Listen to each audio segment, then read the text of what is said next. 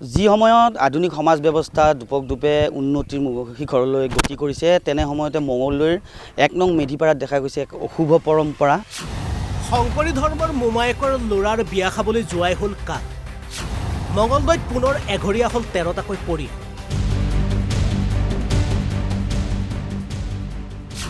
গাঁৱৰ কোনো অনুষ্ঠানতে ভাগ লোৱাত বাধা আটাইকেইটা পৰিয়ালৰ।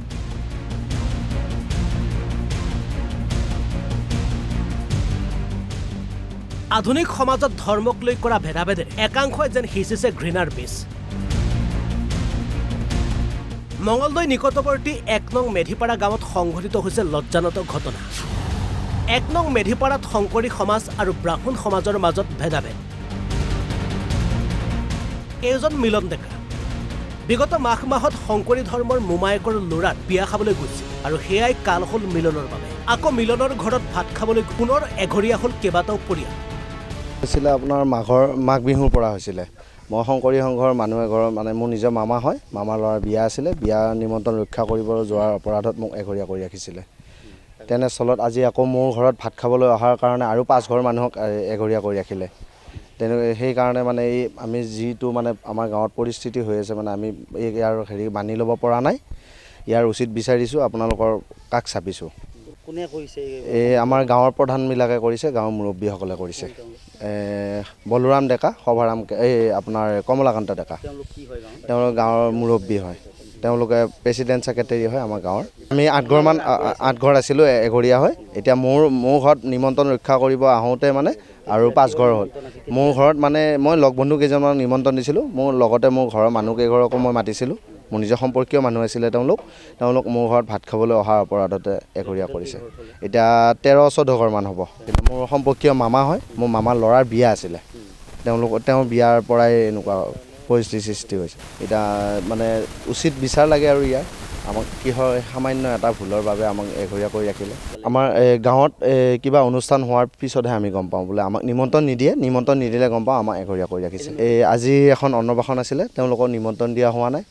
যোৱাকালি এখন নাৰায়ণ পূজা আছিলে, গাঁৱৰ প্ৰেচিডেণ্টৰ ঘৰতে আছিলে, তাতেও নিমন্ত্ৰণ দিয়া হোৱা নাই, তেতিয়াহে গম পাইছোঁ।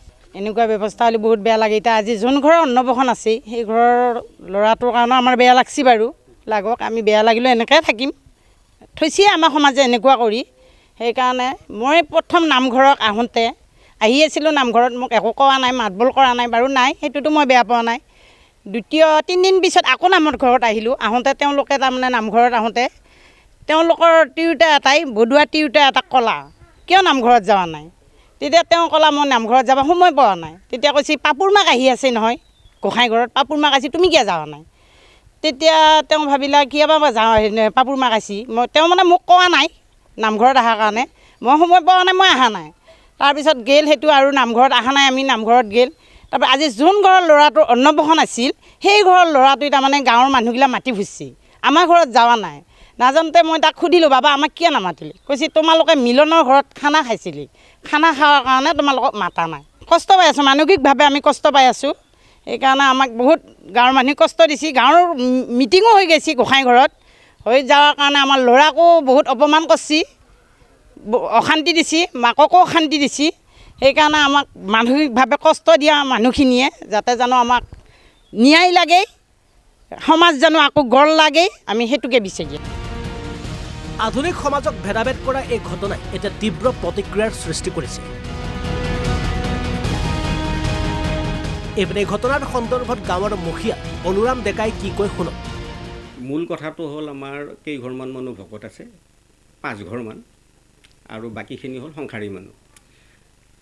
এই ভকত আৰু সংসাৰী মানুহৰে মূল কেৰমটো আমাৰ ইয়াতে আজি প্ৰায় 25 বছৰ ধৰি আমি ভকত আৰু সংসাৰী মানুহ যাতে এই একেলগে চলিব পাৰোঁ, একেলগে নিজৰ নিয়ম নীতি ৰক্ষা কৰি যাতে আমি বিভিন্ন কাজকৰ্ম যাতে খাব পাৰোঁ তাৰ ব্যৱস্থা আমি কৰি আছিলোঁ। মাজে মাজে কেতিয়াবা আকৌ বিশৃংখলে আকৌ মিটিং পাতোঁ, মিটিং পাতি আকৌ আমি মিলাই লওঁ। যে আপোনালোকৰ যিখিনি ভকতীয়া মানুহ তেওঁলোকৰ কাৰণে আমি বেলেগে সুবিধা কৰি দিম, তেওঁলোকে নিজে বনাই মেলি তেওঁলোকৰ নিয়ম নীতিৰে চলিব, আৰু আমাৰখিনিৰ কাৰণে আমাকো বেলেগে সুকীয়া কৰি দিয়ে, আমি খাওঁ। আমাৰ কথা হ'ল একেখন গাঁৱতে জন্মগ্ৰহণ কৰি আমি ইমানখিনি একেলগে ডাঙৰ দীঘল হৈছোঁ, আমাৰ যাতে কোনো মানুহে এইখন গাঁৱৰ কাজকৰ্মৰ পৰা আঁতৰত থাকিব নালাগে, এইটো উদ্দেশ্য কৰি আজি প্ৰায় 20-25 বছৰ ধৰি আমি এটা ৰীতিত বা এটা নীতিত আমি চলি আছোঁ। কিন্তু আজি কিছুদিন ধৰি এনেকুৱা হ'ল তেওঁলোকৰ নীতি নিয়মবিলাক, বিশেষকৈ ভকতীয়া পন্থখিনিৰ কথা মই কৈছোঁ, তেওঁলোকৰ নীতি নিয়মবিলাক অলপ আগতকৈ বেছি কাঢ়া হৈছে। যেনে মই যদি বামুণ এটা মোৰ ছোৱালীৰ বিয়া পাতিলোঁ, মোৰ ছোৱালীৰ বিয়াতেই মই বামুণ মাতি শ্ৰাদ্ধ তাদ্ধ কৰোঁ, কাৰণ আমি বামুণীয়া পন্থীৰ মানুহ, হোমযজ্ঞ কৰা মানুহ। তেওঁলোকে মোৰ চোতালততো নাহিলেই, তেওঁলোকৰ কাৰণে মই সুকীয়া ব্যৱস্থা কৰি দিছিলোঁ এঠাইত, তাতো তেওঁলোকে খাবও নাহিল, বিয়াখনত নাহিল। আকৌ এখন গাঁৱত বিয়া এখন হ'ল, অলপতে এখন বিয়া গ'ল। বিয়াখনতো আমাৰ গোটেই সমাজৰ মানুহখিনি তেওঁলোকে মাতি পেলাই তেওঁ কাজখন আমাৰ ৰাইজক গতাই দি কৈছে যে আপোনালোকে কৰি ধৰি খাব লাগিব, আলহী অতিথিকো খুৱাব লাগিব, আৰু ভকতীয়াখিনিৰ কাৰণে আমি বেলেগে ব্যৱস্থা দিছোঁ, তেওঁলোকে তাতে খাব, আৰু সংসাৰী মানুহখিনিৰ কাৰণে আমাৰ কমন ছিষ্টেম এটা আছে, তাতে চলিব। কিন্তু তেওঁলোকে কি কৰিলে, আৰু তেওঁলোকে ক'লে যে আমাৰ ৰান্ধনি নাই।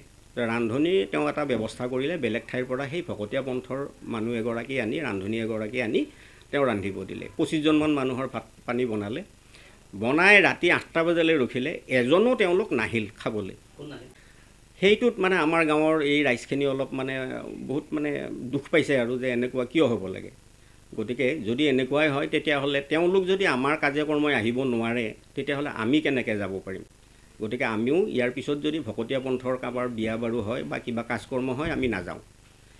এই হেৰিত আকৌ 1 মাহমান পিছতে এখন ভকতীয়া পন্থৰ ল'ৰা এটাৰ বিয়া এখন আহিল। সেই বিয়াখনত আকৌ গোটেই সমাজখন গোটালে, আমি গ'লোঁ।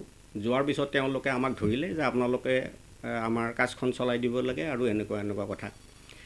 তেতিয়া আমাৰ ৰাইজৰ ফালৰ পৰা ক'লে, যিহেতু আপোনালোকে আমাৰ বিয়া বাৰুবিলাকত নাযায়, কাজকৰ্মত নাযায়, গতিকে আমিওতো আহিব নোৱাৰিম, সেইকাৰণে এখন কাজত আমি নাহিম।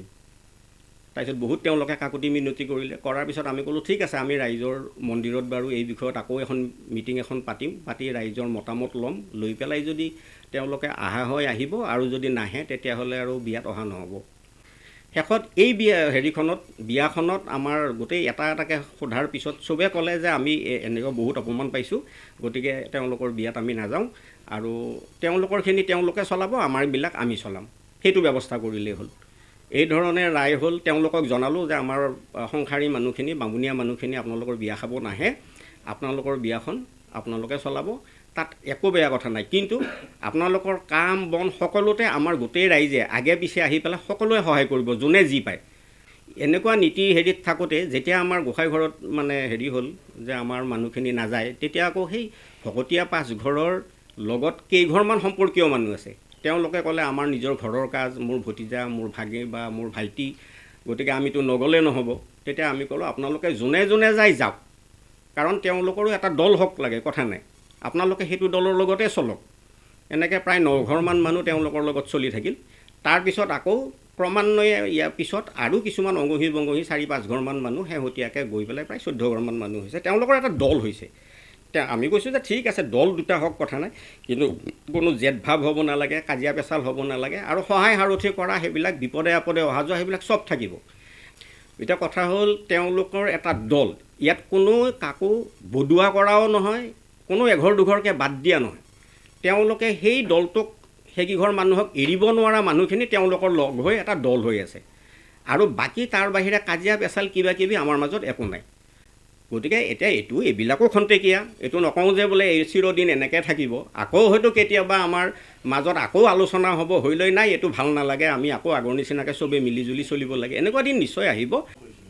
নহয়, তেওঁলোকৰ কথা হ'ল বিয়াখনত যিখিনি মানুহে যাম বুলি ক'লে, তেওঁলোকক আমি কৈছোঁ আপোনালোকে তেতিয়াহ'লে সেইটো দলতে থাকক, তেওঁলোকে যিহেতু আমাৰ তাত নাহে, আমিতো তেওঁলোকৰ নাযাওঁ, কাৰণ তেওঁলোকে 2-3খন কাজত আমাৰ তাত নাহা কাৰণেহে আমি তেওঁলোকক এৰি দিছোঁ। তাৰ আগলৈ আমি আমিও যাওঁ, তেওঁলোকো আহা। শেষত তেওঁলোকে যেতিয়া আমাৰ বিয়া বাৰু কাজকৰ্মত সম্পূৰ্ণ বন্ধ কৰি দিলে, তেতিয়া আমি ক'লোঁ তেওঁলোক যদি আহিব নোৱাৰে আমি কেনেকৈ যাম, গতিকে আমিও যাব নোৱাৰোঁ, সেইটো আমি বন্ধ কৰিলোঁ। আৰু তাৰ কাৰণে যিকেইঘৰে এৰিব নোৱাৰাকৈ গৈছে, আমি সেইটো কৈছোঁ যে আপোনালোকে তেতিয়াহ'লে তেওঁলোকৰ লগত এটা দল হৈয়ে থাকক, তেওঁলোকৰো এটা দল হওক, আপোনালোকে সেনেকৈ ভালকৈ চলি থাকক। মঙলদৈৰ পৰা গৌতম চহৰীয়া, অসম লাইভ 24।